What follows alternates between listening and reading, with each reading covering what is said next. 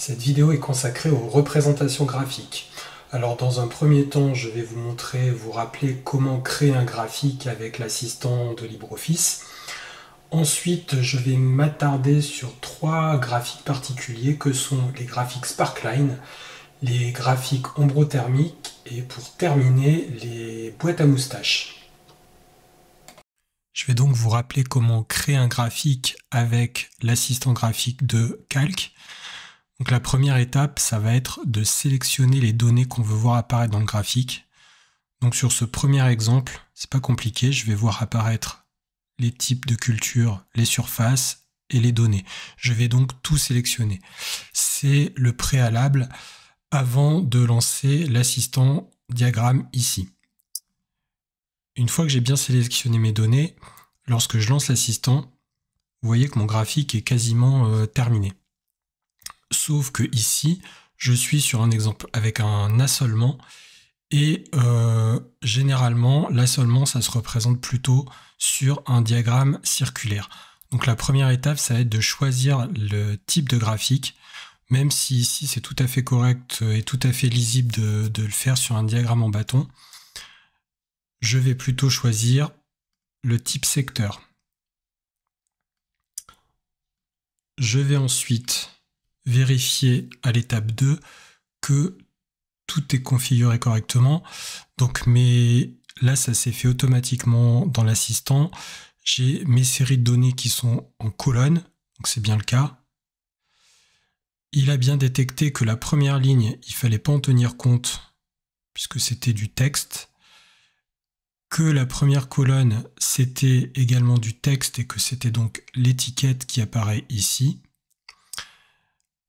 Étape 3, je n'ai rien à faire. Étape 4, je vais ajouter un titre à mon graphique.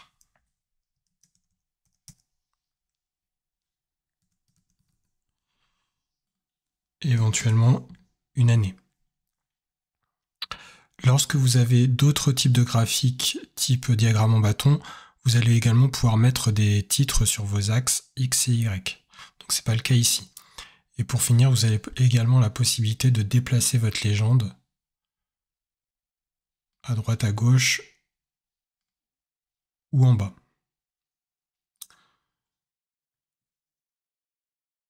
Donc là, j'ai terminé pour mon assistant graphique. De la même façon, j'ai créé un deuxième graphique qui indique la répartition des ventes dans un supermarché en procédant de la même façon. Une fois que j'ai terminé, j'ai cliqué en dehors de mes graphiques.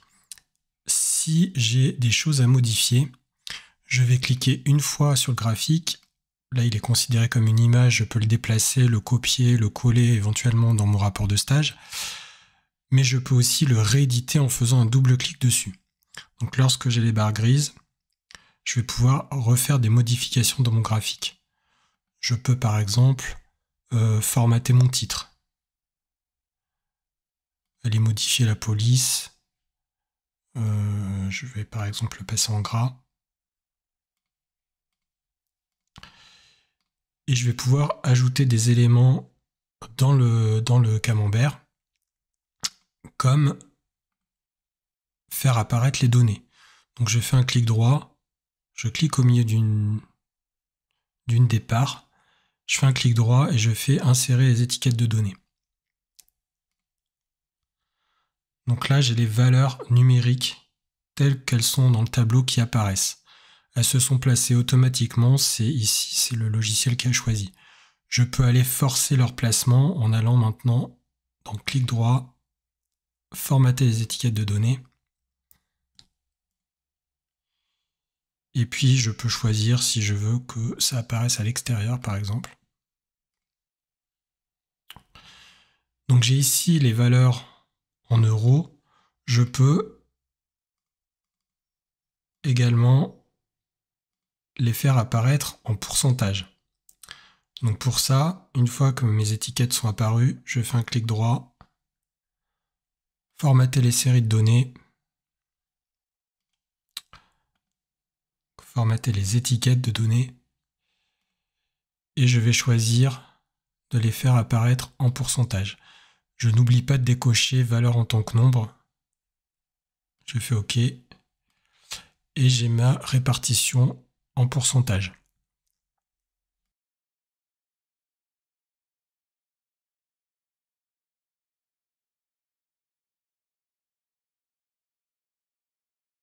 On va voir maintenant un type de diagramme particulier qui sont les graphiques Sparkline. Les graphiques Sparkline, c'est tout simplement un graphique qui va se créer à l'intérieur d'une cellule. Donc ça peut être utile. Donc ici, j'ai des données de pluviométrie annuelle pour chaque mois depuis 1995.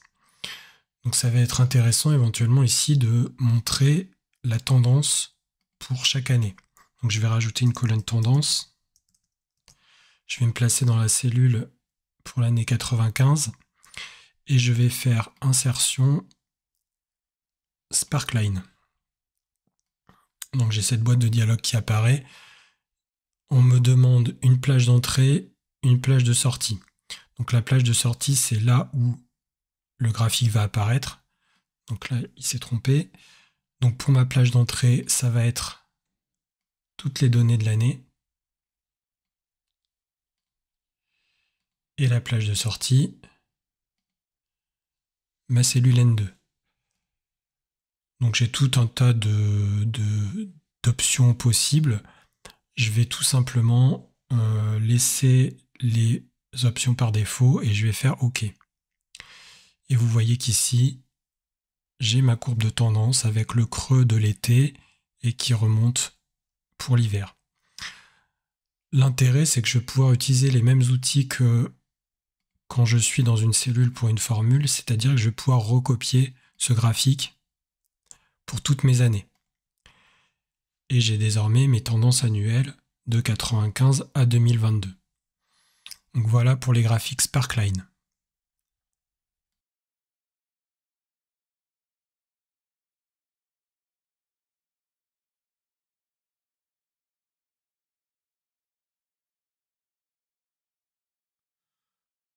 On va voir maintenant un type de graphique un peu plus compliqué à construire, qui est le diagramme à deux ordonnées.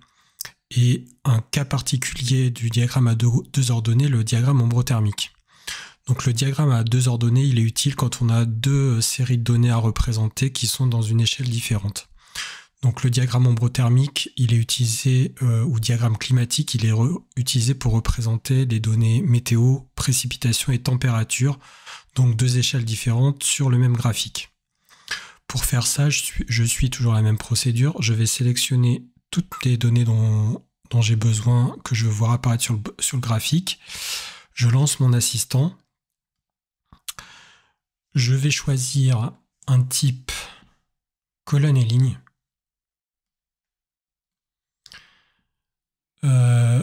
Je vérifie bien que les températures apparaissent en ligne et les précipitations en colonne. Si ce n'est pas le cas, je vais pouvoir inverser ça à l'étape 3 en faisant inverser mes séries de données.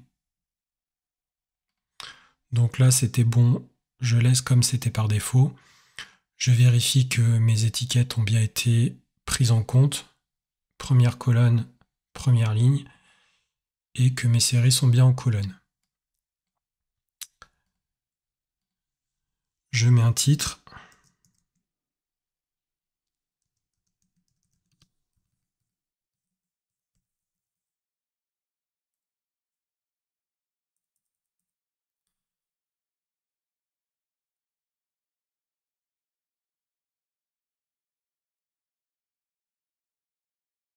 Donc là, j'ai quasiment terminé. Ce qui me reste à faire, c'est de faire apparaître la deuxième ordonnée, puisque ici, tout est lu sur la même échelle, ce qui a tendance un peu à aplatir mes températures.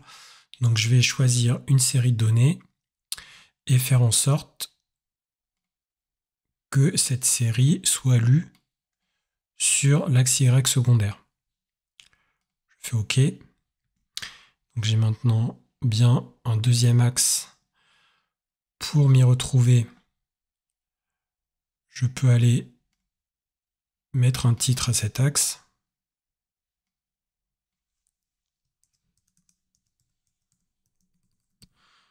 Donc ici, mes précipitations. Je vais faire la même chose sur mon axe Y primaire. Donc le principe, je sélectionne la partie que je veux modifier et je fais un clic droit.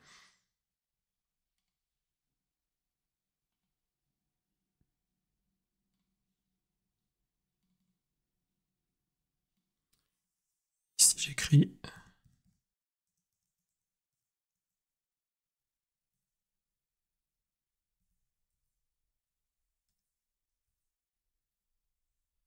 température.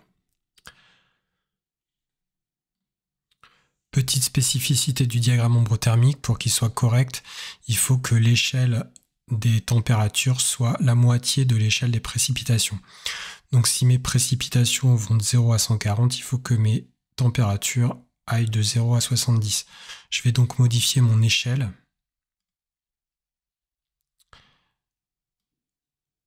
Donc je vais décocher automatique pour le maximum et saisir la moitié de l'axe des précipitations, 70.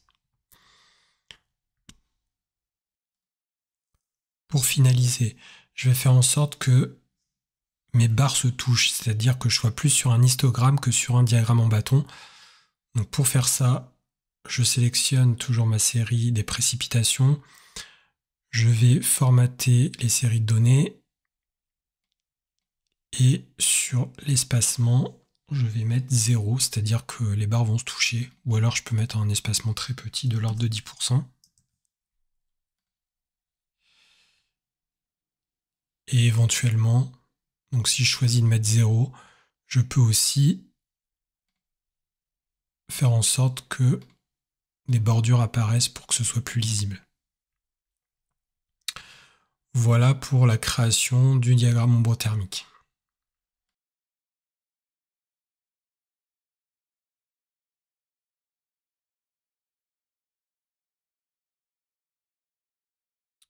Donc on va terminer par un dernier type de graphique qui est la boîte à moustaches.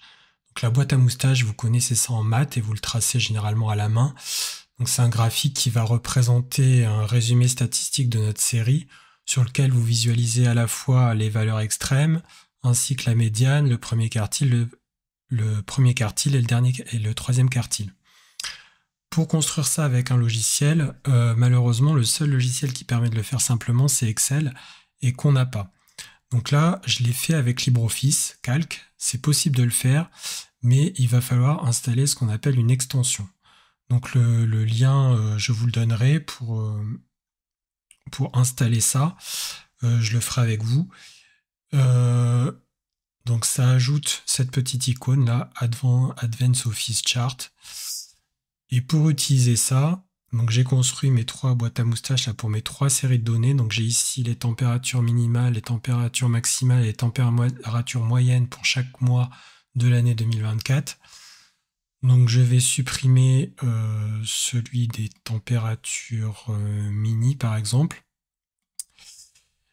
Et pour utiliser mon extension, je vais simplement sélectionner ma série de données plus le titre, cliquer sur mon icône. Je vais ensuite vérifier que mes données sont bonnes. Donc j'ai ici B1 jusqu'à B13, donc ça c'est bon. Mes données sont en colonne, c'est bon aussi. Et la première ligne n'est pas prise en compte, donc c'est coché. Ensuite, dans le type de graphique, je vais choisir Boxplot. Donc c'est le terme anglais pour boîte à moustaches. Et je peux éventuellement terminer en mettant un titre, même si ici c'est pas utile puisque vous allez voir que le nom de la série de données apparaît en bas du graphique. Je termine et j'ai ma boîte à moustaches qui apparaît dans une fenêtre survolante. Donc si je veux utiliser ça, le problème c'est que je vais être obligé de soit de l'exporter en image, soit de faire une capture d'écran. Donc voilà sur la construction des boîtes à moustaches.